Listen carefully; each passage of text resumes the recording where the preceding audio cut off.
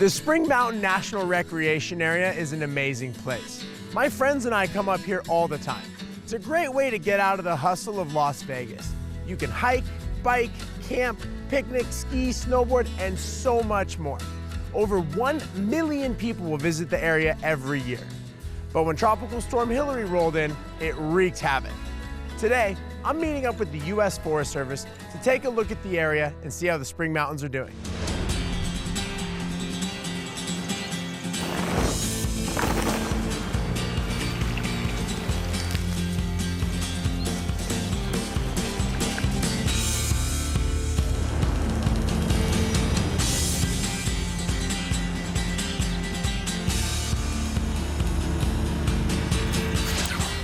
I'm Connor Fields, your new host for my favorite show, Outdoor Nevada.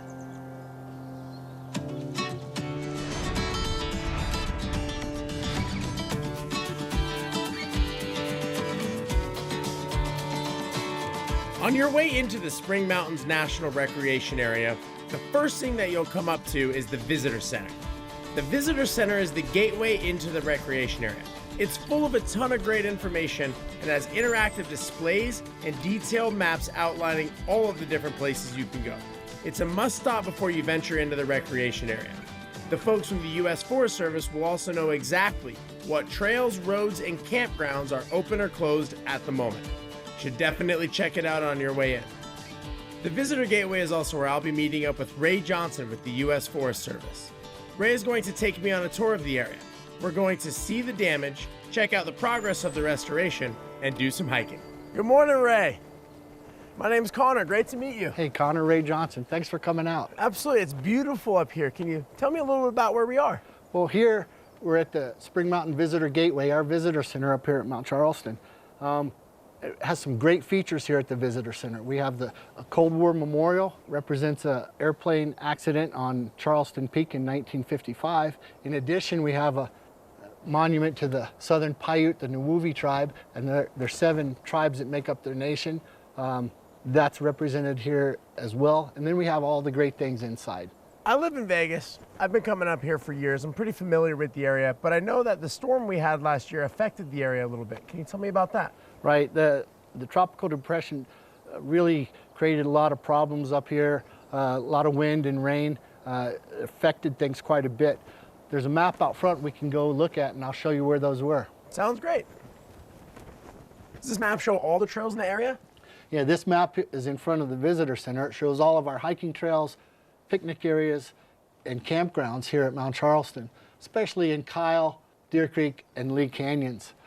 Mary Jane Falls was our most popular trail, and that was the one that was damaged the most. Yeah, I've done that trail before. I'd love to go check out some of the damage. Okay, we'll go look at that and the restoration efforts that have been going on. Sounds great.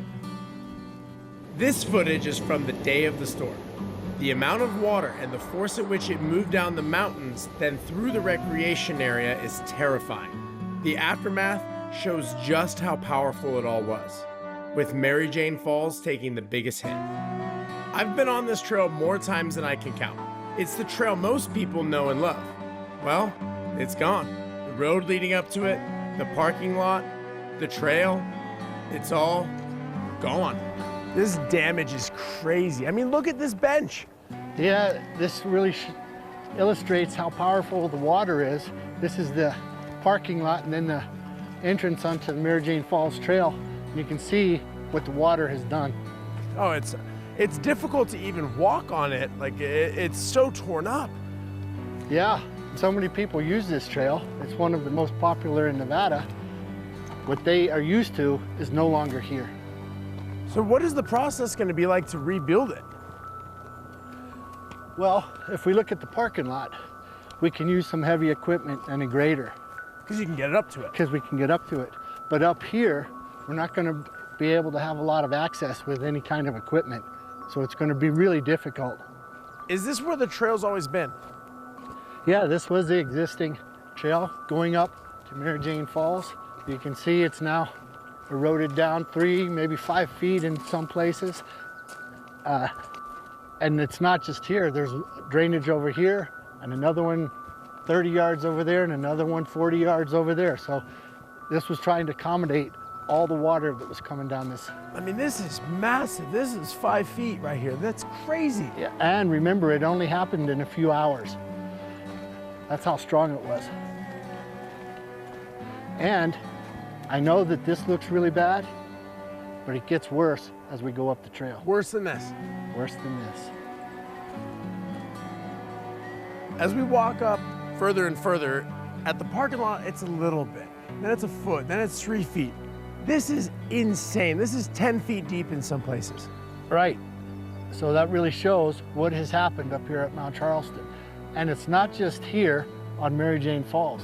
We have a couple other trails that were impacted very heavily too. Cathedral Rock and over in Lee Canyon at Bristlecone Trail.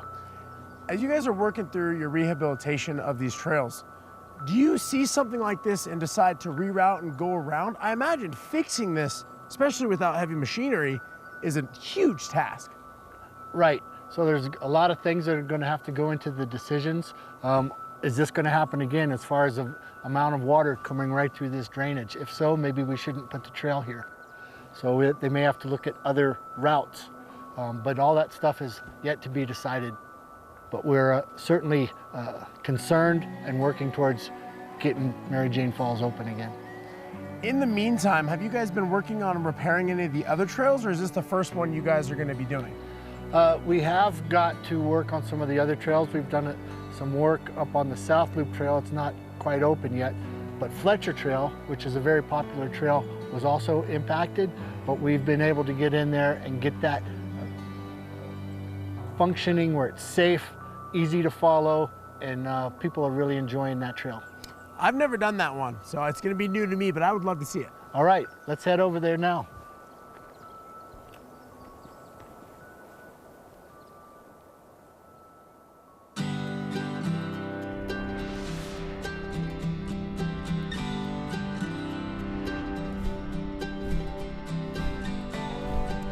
So this is it. This is the trailhead for Fletcher Trail? This is Fletcher Trail, one of our most popular trails. Not on the harder side. A lot of people really enjoy taking their dogs up here. It's right here by 157. And we did a lot of work up here. I look forward to showing it to you. I can't wait. Let's check it out.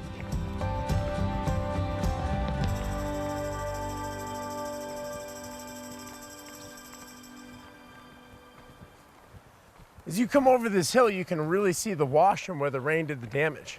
Yeah, it's really pronounced now. That's where all the water came down for Fletcher Trail.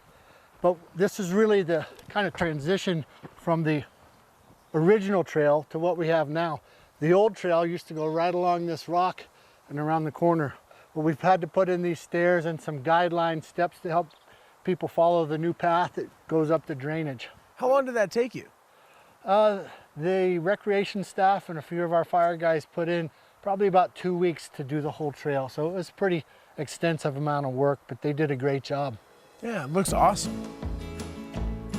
Even though this is my first time on the Fletcher Canyon Trail, you can see just how much work needed to be done and how much still needs to be done.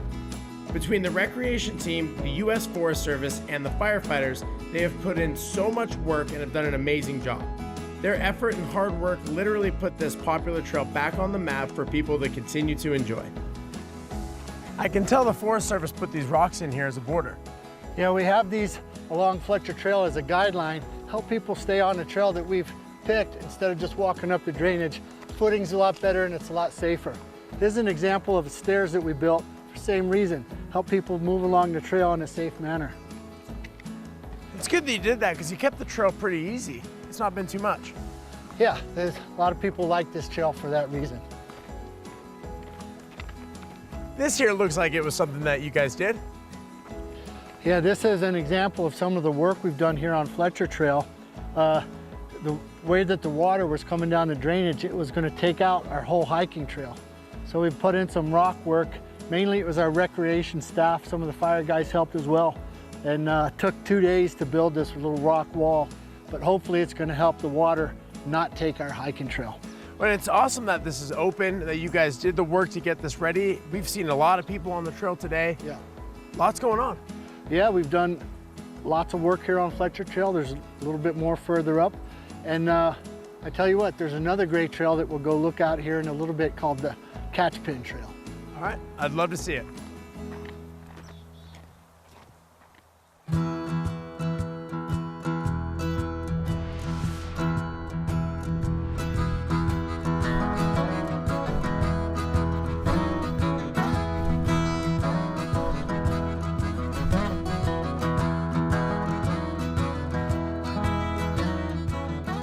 This is the Catchpin Trail. It has two places where you can enter.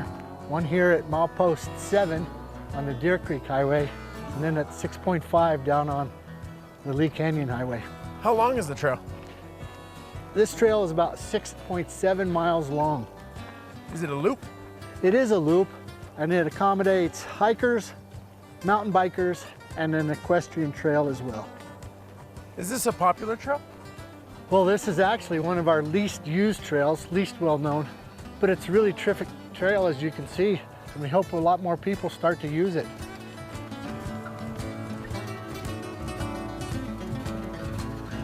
Whew, that's a bit steep here. What is this trail considered?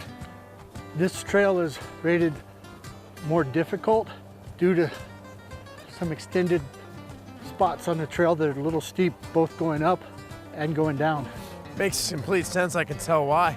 I can also feel the elevation. How high are we up here? Right here where we're at is about 8,500 feet. So a lot of people are out of breath right now, including us. As we made our way, the beauty of this trail really started to reveal itself. The trees in the overview were incredible. It was a pleasant surprise.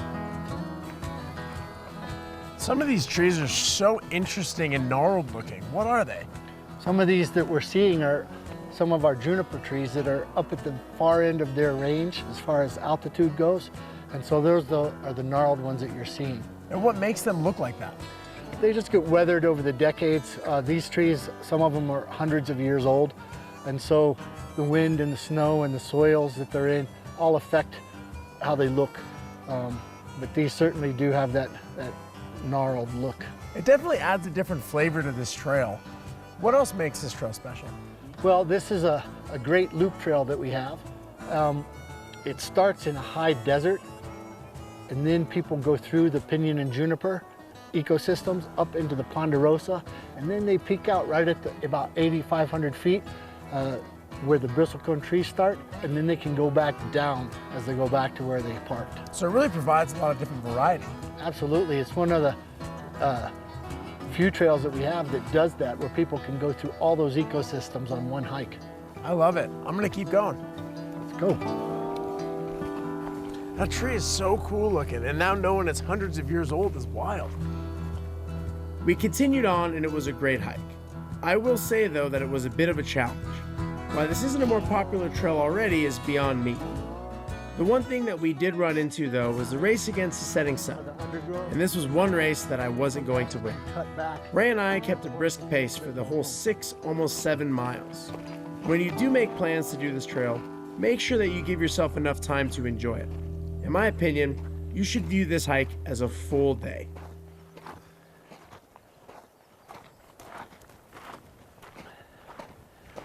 That was a great trail. It was definitely a bit of a challenge, but I love the diversity of all the different plants and trees.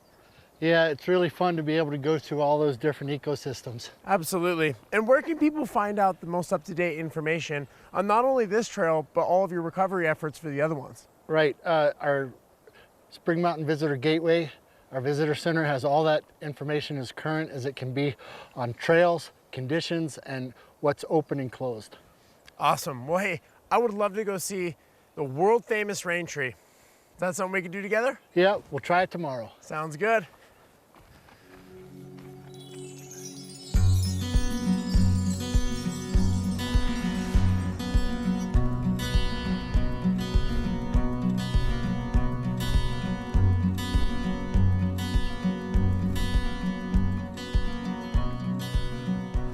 All right, Ray, we're here at the North Loop Trailhead. What can I expect today? Well, we're going to go up and have a look at the Raintree. It's 2.8 miles from here at the parking lot. And along the way, we're going to see some other bristlecone trees, have some great views, and it should be a really good day.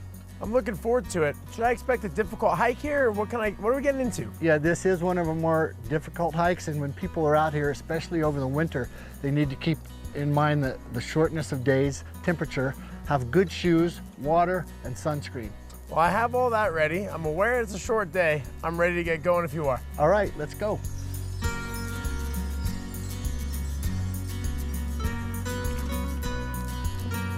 What's the elevation that we're at about right now? Right here, we're about 8,600 feet. The North Loop Trail is one of the most popular trails in the Spring Mountains National Recreation Area. It starts off super casual. The trail itself is wide and even. It didn't seem too difficult, at least not yet. The day was still early. It was this turn, as we entered into the wilderness area, that the real hike up started.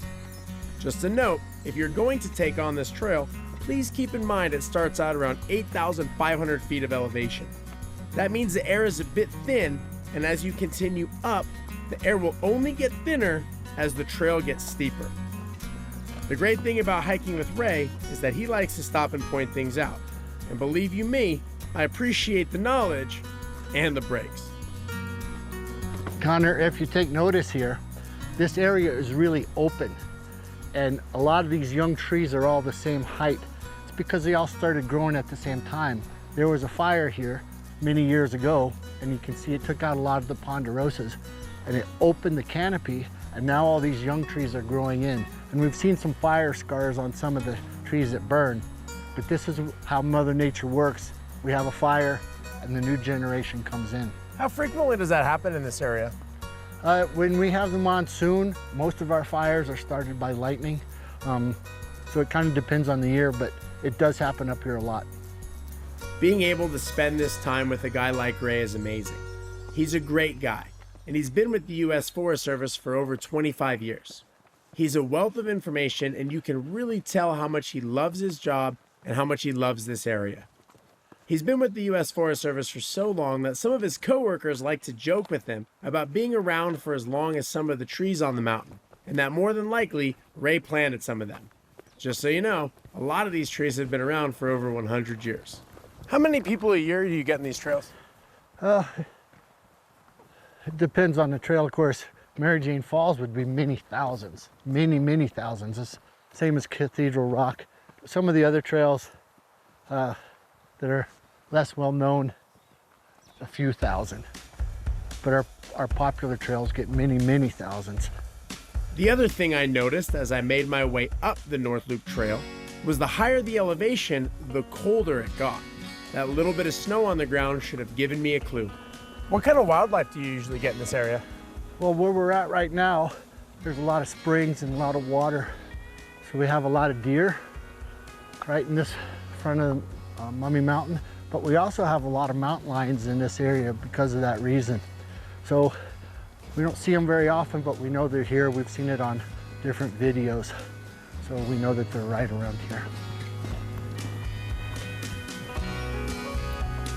As we continue the hike, the environment is changing and so are the views. You can look out for miles and miles, looking over the ponderosa forests and down into the high desert. It is so beautiful to see. We could not have picked a better day for this hike.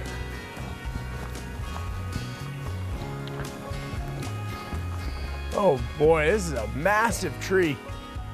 Yeah, this is one of our biggest ponderosas on the North Loop Trail. This tree's probably 400 to 500 years old. It's incredible that we've got something this old right here in our backyard.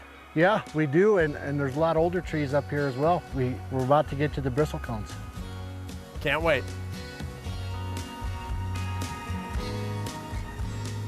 I have to keep reminding myself, we're less than an hour from Las Vegas.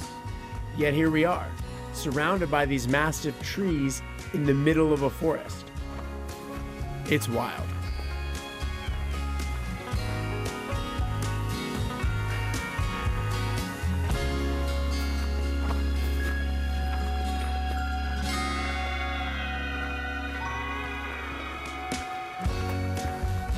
Been doing a good amount of climbing. What elevation are we getting to? We're probably 9,300 feet. We're really starting to be able to see the transition where we're going from a ponderosa forest, but right where we're at, there's bristlecones all over the place. So we're moving out of the ponderosa forest up into the bristlecone forest. It's gorgeous.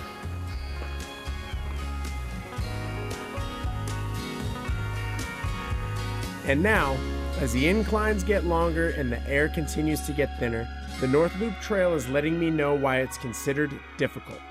The wider trail has narrowed, and the switchbacks are a slight assistance for the incline, but they're still tough.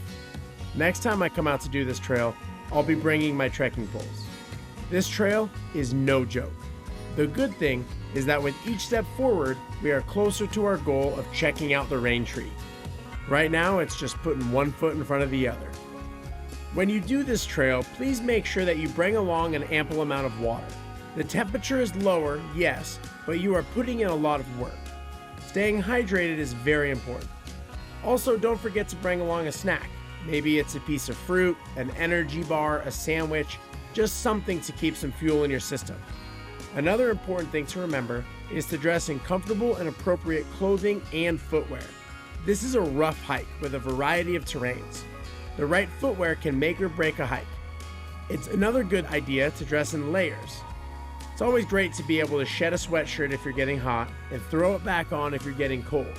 And finally, always let somebody know where you're going and when you'll be returning. Unfortunately, accidents can and do happen, and cell service is spotty at best. It's better to be safe rather than sorry.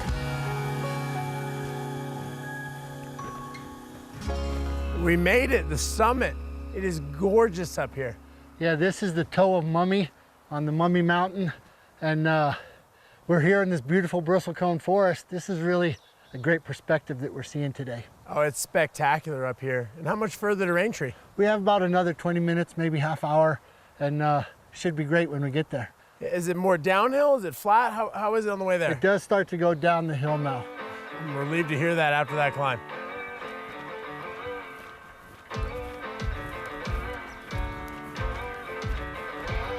If you've ever driven on the 95 North past the Spring Mountains, you've probably noticed Mummy Mountain. And from a distance, you can clearly see why it's called Mummy Mountain. But when you get up on it and you're this close to the toe of it, it is truly amazing. It's hard to believe that this is all less than an hour from Las Vegas. When you get to the peak, the amount of bristlecone pines is incredible. And they each have their own personality and unique look. The way the wind and the weather has bent and twisted them is so cool to see. And what's crazy is some of these trees look dead, but they're not. They are alive, and not only are they alive, they are thriving. To walk among these trees, some of which are hundreds, even thousands of years old, is breathtaking. The North Loop Trail is the hike that just keeps giving. It really is mesmerizing to see so many of these ancient trees and walk amongst them.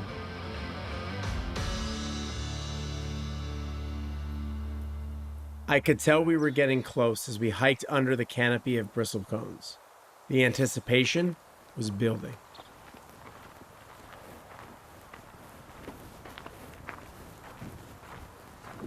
Wow, look at that. It's amazing. This is it. This is the Raintree. Great reward for that hike.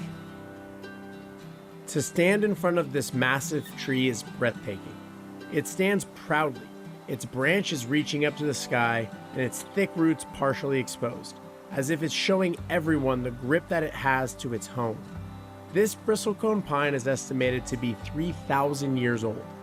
Just let that sink in for a second. And here we are, standing in its shadow. Amazing. That was a fun trail. It was definitely difficult in a few different sections, but I love that we went through different ecosystems. Right, we did start down. There was some pinyon and juniper, the PJ. We went up through the Ponderosa and then into this beautiful bristlecone forest, ending up at this magnificent Raintree.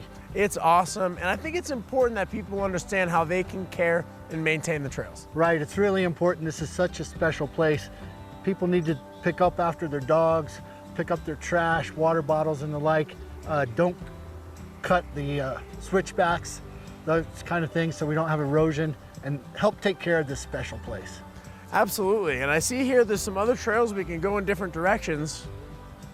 Right, this isn't the end of the trail. From here, you can go over here to Mummy Springs, it's 3/10 of a mile, or you can continue on the North Loop Trail for another mile and hit Trail Canyon, or if you're really ambitious, 7 miles to the summit from here. Love it. Well, I'm gonna have to do all of them one day. I love it up here. It's beautiful. Thank you so much for showing me. My pleasure.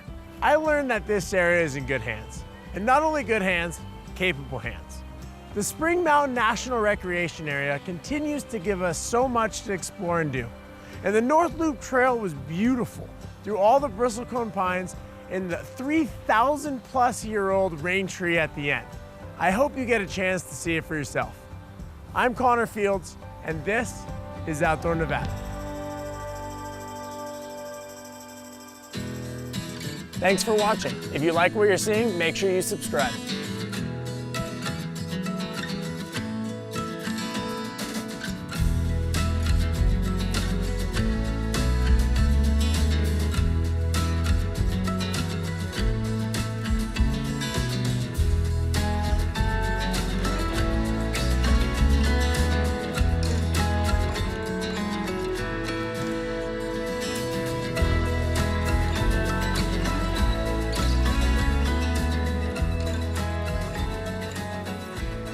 This episode is dedicated to Suzanne Shelp. She helped design most of the trails here at the Spring Mountain National Recreation Area, as well as Blue Diamond. Rest in peace.